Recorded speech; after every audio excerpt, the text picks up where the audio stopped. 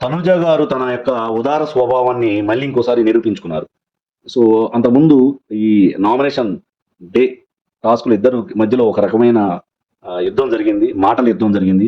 So, ఒకళ్ళిద్దరు మాటలు అనుకున్న తర్వాత మళ్ళీ కలిసిపోయి సారీ చెప్పుకున్నారు. సో, ఇద్దరు ఒకే టీమ్‌లో ఉన్నప్పుడు రాము గారు గూడా బానే ఆడారు గేమ్. ఆ బ్యాలెన్సింగ్ ఏవో రింగ్స్ ఒక సైడ్ పెట్టేసి బ్యాలెన్స్ చేసే కార్యక్రమంలో సో, రాము గారు ఆల్‌మోస్ట్ ఒక 4, 5 ఐటెమ్స్ 80% కంప్లీట్ చేసిన తర్వాత ఇమాన్యుయల్ గారు కూడా వచ్చి మిగతా ఆ రెండిటిని కూడా కంప్లీట్ చేసి సక్సెస్‌ఫుల్‌గా గేమ్‌ని టాస్క్‌ని కంప్లీట్ చేసి విన్ అవ్వటంతో ఆ బ్యాడ్జ్‌ని కెప్టెన్స్ కంటెండర్ వాళ్ళ టీమ్‌లో ఇమాన్యుయల్ గారికి ఇస్తున్నట్టు తనూజ గారు ఇమాన్యుయల్ గారికి ఆ యొక్క గ్రీన్ బ్యాడ్జ్‌ని తనంతరకు తానే వచ్చి అది స్టిక్ చేశారు.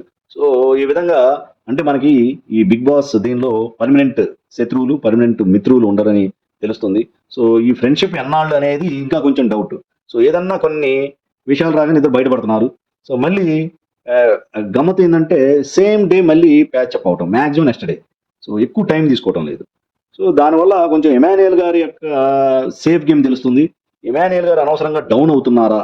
సో, అదే టెంపో మెయింటైన్ చేసి డూ ఆర్ డై అన్నట్టుంటే సో, కొంచెం ఆట ఎలివేట్ అవుతుందేమో.